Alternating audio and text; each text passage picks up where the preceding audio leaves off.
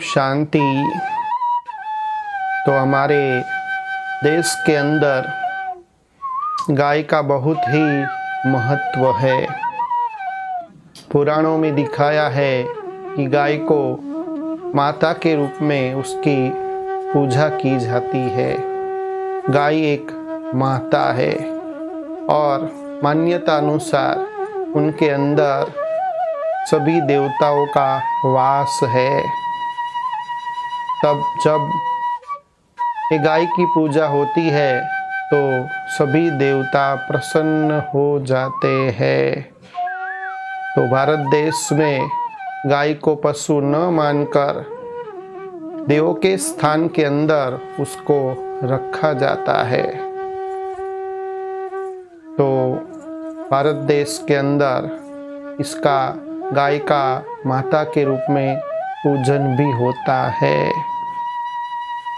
तो ऐसी ही गाय जिसका नाम था कामधेनु गाय, चमत्कारी गाय, सबकी मनोकामना पूर्ण करने वाली गाय, दिव्य अलौकिक अद्भुत गाय। तो वो कामधेनु गाय की हम कहानी बाद में सुनेंगे।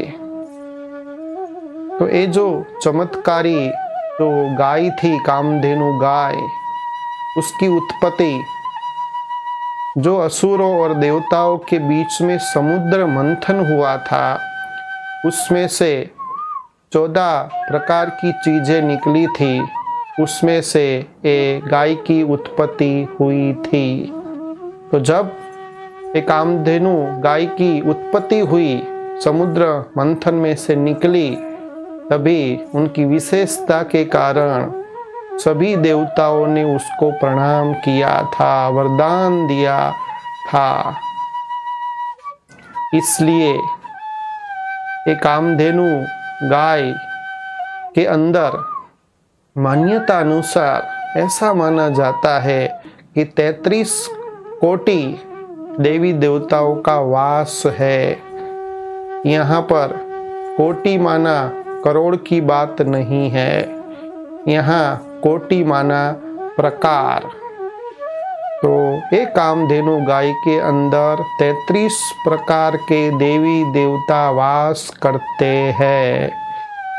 तो उसमें से 12 आदित्य, 11 रुद्र और 8 वसु और 2 अश्विनी कुमार माना 33 प्रकार के देवी देवताओं का वास कामधेनु गाय के अंदर है।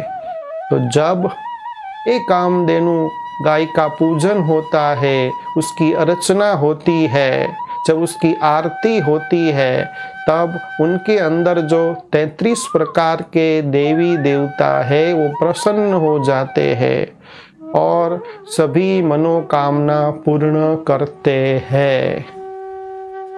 तो इस कामधेनु गाय को प्राप्त करने के लिए बहुत सारे युद्ध हुए और माना जाता था उस समय कि एक कामधेनु गाय जिसके पास थी वो दुनिया का शक्तिशाली व्यक्ति हो जाता था। तो इसको पाने के लिए बहुत सभी ने युद्ध किए।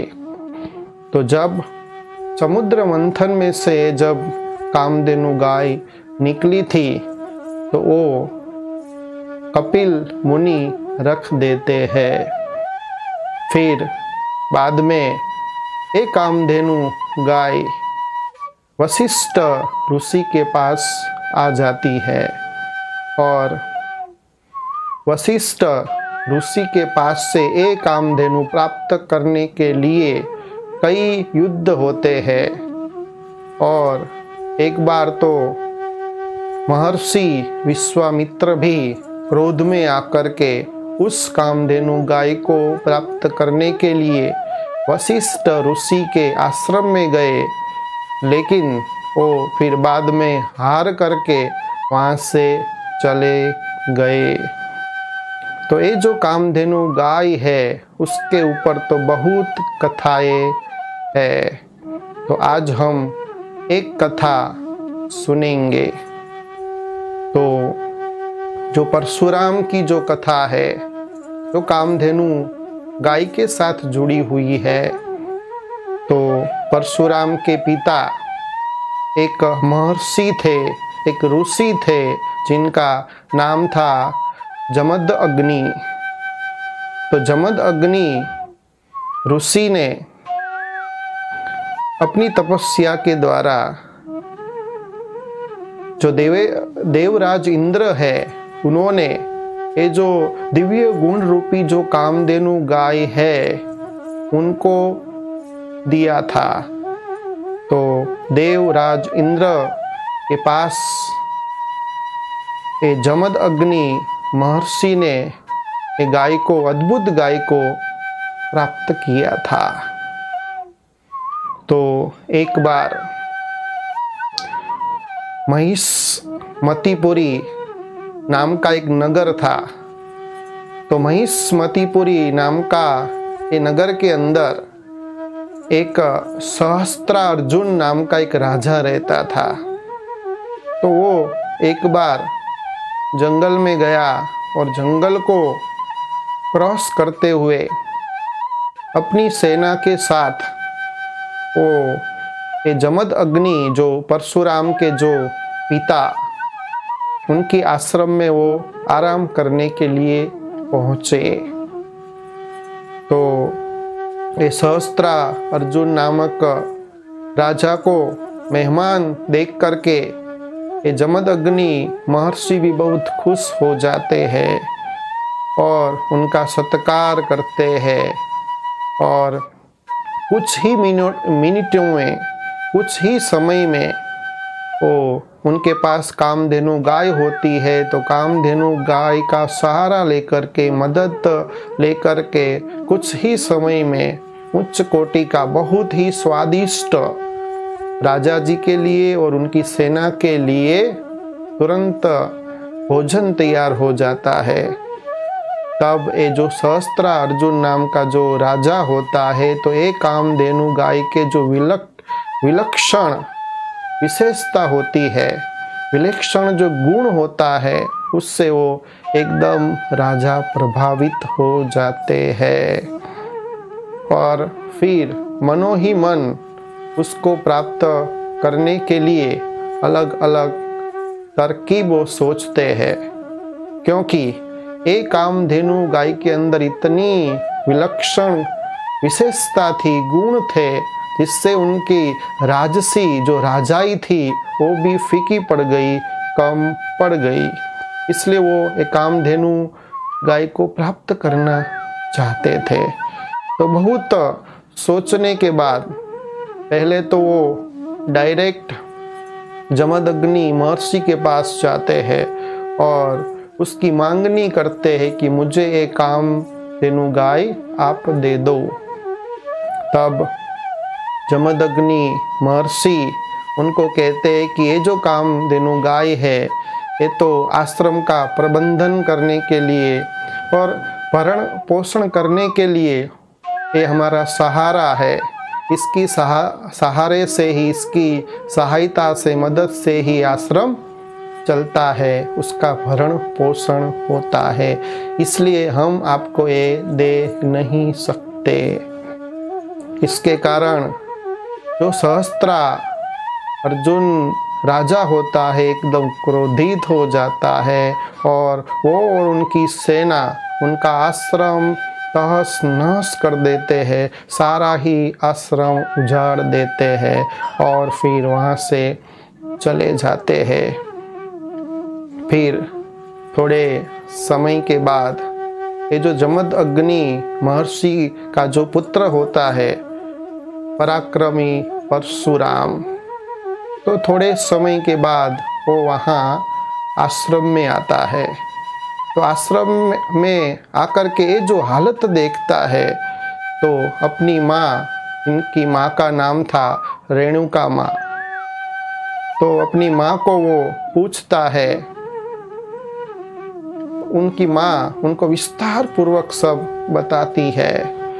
तब पराक्रमी परशुराम ये जो सहस्त्र अर्जुन नाम का जो राजा था, जो यहाँ सब कुछ तहस नहस कर दिया, उजाड़ दिया, उसका ये दुराचार उन्होंने जो किया था उसका बदला लेने के लिए परशुराम अपना जो शस्त्र उनका था परशु, वो लेकर के तुरंत ही उनकी नगरी महिष्मतीपुरी में वो जाते हैं उनका वध करने के लिए। और फिर वहाँ जाकर के जो सहस्त्र अर्जुन के 1000 भुजाएं थी उसको परशु के शस्त्र के द्वारा काट देते हैं, उनके शरीर को भी काट देते हैं और उनका वध कर देते हैं।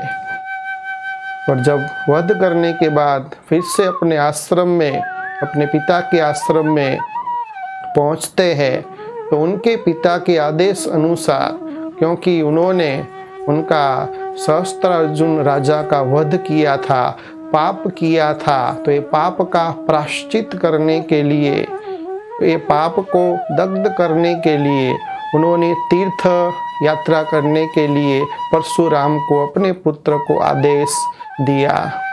तो पिता के आदेश के अनुसार परशुराम यात्रा के लिए, तीर्थ यात्रा के लिए निकल पड़े। तो न जाने ये जो सहस्त्र अर्जुन राजा था उनके जो पुत्र थे, बाकी के पुत्र, तो पुत्रों को ये मालूम पड़ गया कि उनका जो बेटा है, जमदग्नि का जो बेटा है परशुराम है, वो तीर्थ यात्रा करने के लिए आश्रम से बाहर गया है।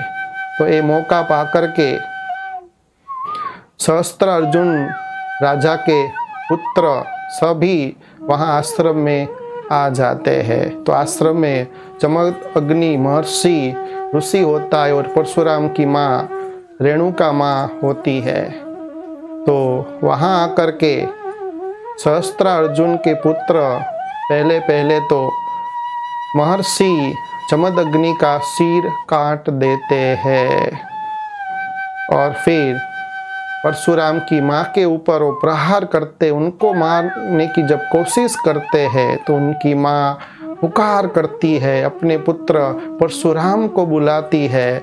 तो उनकी पुकार, जब वो तीर्थ यात्रा परशुराम कर रहा होता है तो उस समय वो तपस्या में बैठे थे, तपस्या में मग्न थे, तो अपनी माँ की पुकार वो सुन लेता है। वो तुरंत ही परशुराम जी वहाँ आ जाते हैं। तो आते ही देखते हैं कि उनके पिता का सिर धड़ से अलग हो गया है। तो उनका शरीर अपने भाइयों को सौंपने के बाद वहाँ से जाते हैं महिष्मतीपुरी के अंदर, जहाँ सहस्त्र अर्जुन के जो पुत्र थे उनको मारने के लिए। तो वहाँ उनके महल में जाते हैं और परशु शस्त्र से जितने भी सहस्त्र अर्जुन के जो पुत्र थे सबका वध कर देते हैं।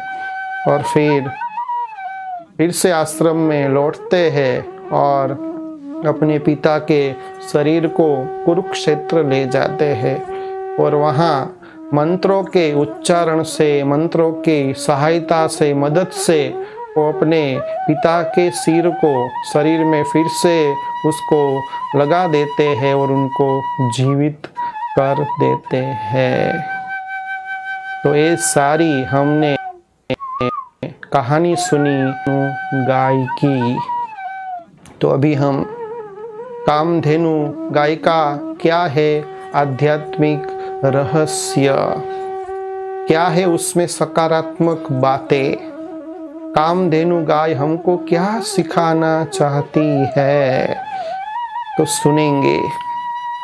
तो जैसे कामधेनु गाय माना जाता है कि सभी की मनोकामना पूर्ण करने वाली गाय है। जो भी हमारी इच्छा है तो ऐसी मान्यता थी कि जब वो गाय का सच्चे हृदय से पूजन किया जाता है तो वो गाय के अंदर जो 33 प्रकार के देवी देवता विराजमान होते हैं वो सबकी मनोकामना पूर्ण करते हैं। तो रहस्य ये है, सच्ची बात ये है कि जब कलयुग के अंत में जब परमपिता परमात्मा साक्षात भगवान ईश्वर, जिनको अल्लाह कहते हैं, जिनको खुदा कहते हैं, वो आत्मा का पिता, जिनका दिव्य और कर्तव्यवाचक नाम है शिव, जिनको सदा शिव भी, कल्याणकारी भी कहा जाता है। तो कलयुग के भी अंत समय में संगम युग पर आकर के ब्रह्मा के माध्यम से, क्योंकि परमपिता परमात्मा वो निराकार है, उनको अपना खुद का शरीर नहीं है, वो सूर्य समान है, एक परम ज्योति है, तो उनको रथ का आधार लेना पड़ता है। तो वो ब्रह्मा के तन का आधार लेकर के इस कलयुगी सृष्टि में अवतरण करते हैं और सहज राजयोग और गीता का सच्चा ज्ञान देते हैं। तो पहले जब छोटा सा यज्ञ परमपिता परमात्मा रचते हैं, उस यज्ञ के अंदर एक कन्या की प्रवेशता होती है और वो परमपिता परमात्मा की जो श्रीमत थी, जो आज्ञा थी, जो ज्ञान था, सारा ही ज्ञान वो जो कन्या थी वो अपने जीवन में उतार लेती है और इतनी तपस्या वो कन्या करती है कि वो कन्या होते हुए भी सबके दिल को जीत लेती है और सबकी मनोकामना पूर्ण करने वाली वो कामधेनु गाय बन जाती है, वो मातेश्वरी मम्मा बन जाती है। छोटी सी उम्र होते हुए भी सभी उनको मम्मा के नाम से पुकारते थे, जिनको आज हम जगदम्बा के नाम से जानते हैं। जो जगदम्बा सबकी मनोकामना पूर्ण करती है, जो कामधेनु जो गाय है वो सबकी मनोकामना पूर्ण करती है। तो सच्ची कामधेनु जो गाय है वो है मातेश्वरी मम्मा जी, जो बाद में जब नई दुनिया आती है, वैकुंठ आता है, स्वर्ग की दुनिया आती है, उसमें वो लक्ष्मी बनती है। तो जो परमपिता परमात्मा ने जिस तन का आधार लिया था वो पिता श्री ब्रह्मा और मातेश्वरी मम्मा, वो दोनों ही कामधेनु थे, सबकी वो इच्छा पूर्ण करते थे और दोनों ने ही पहले अपनी कर्मातीत अवस्था, इतनी तपस्या की, इतना तप किया, इतना परिश्रम किया, तो कर्मातीत अवस्था उन्होंने प्राप्त की और सबकी मनोकामना उन्होंने अपनी साकार तन में सबकी मनोकामना पूर्ण करने के बाद अपनी अव्यक्त स्थिति धारण कर ली। और दूसरा, ये जो कामधेनु का अर्थ यहाँ एक किया जाता है कि हमको भी अभी समय अनुसार कामधेनु गाय बनना है। तो कामधेनु गाय को याद करने से सब इच्छा पूरी हो जाती है। तो परमपिता परमात्मा हमको ये कहना चाहते हैं कि आप भी सभी कामधेनु गाय है। माना हम सभी आत्मा के पिता जो परमात्मा की संतान है और परमात्मा ज्ञान का सागर है, गुणों का भंडार है, सब शक्तियाँ उनके अंदर है। जो भी आपको खजाना लेना चाहिए, जो भी शक्ति आप लेना चाहते हैं, वो सब परमपिता परमात्मा के पास है। तो आप उनकी संतान है, तो आपको मांगने की जरूरत नहीं है। तो कहा जाता है कि दाता खुद आया है तेरे दरवाजे पे प्यासा, दाता खुद आया है तेरे दरवाजे पे प्यासा, सब कुछ मिलेगा, सब कुछ मिलेगा, तू जरा हाथ तो बढ़ा दे, तू जरा हाथ तो बढ़ा दे। तो केवल हमको स्मृति की स्विच ऑन करनी है। जो परमपिता परमात्मा का जो परम ज्योति निराकारी जो स्वरूप है, जब हम उस स्वरूप में स्थित हो जाते हैं और उस स्वरूप को हम जब याद करते हैं, तब हमारी सब मन की मनोकामना परमात्मा पूर्ति करते हैं। उसमें मांगने की जरूरत नहीं है। जैसे सागर के पास हम जब जाते हैं तो सागर को हम ऐसा नहीं कहते हैं कि आप मुझे ठंडी लहर दो। वहाँ केवल आप बैठ जाते हैं उनके सम्मुख, तो ठंडी लहर ठंडा पवन आप अनुभव कर सकते हैं। ऐसे हमारे जीवन की सब इच्छा पूर्ण करने के लिए वो परमपिता परमात्मा जो शक्तियों का सागर है, सभी मनोकामना पूर्ण करने का जो सागर है, उनकी लहरों में आप लहराते जाएंगे तो आप भी संपन्न हो जाएंगे और आपके द्वारा आप दूसरों को भी संपन्न करा सकते हैं। क्योंकि जो प्राप्ति स्वरूप आत्मा है वो दूसरों को भी प्राप्ति करा सकती है। इसलिए जीवन में कहा जाता है कि जब भी कोई ग्रहण लगता है, तो शास्त्रों में भी ऐसी मान्यता है और सभी भी कहते हैं कि दे दान तो छूटे ग्रहण। गीता में भी उसका उल्लेख किया गया है कि जब कोई ग्रहण लगता है, राहु का ग्रहण लगता है या शनि का कोई भी ग्रहण लगता है, तो आप दान दो। तो जब आप दान देंगे तब वो ग्रहण निकल जाएगा। यहाँ दान और धन दान की बात नहीं है, वो तो करना है, लेकिन पात्र को देखकर दान करना होता है। यहाँ ज्ञान दान की बात है, यहाँ गुण दान की बात है।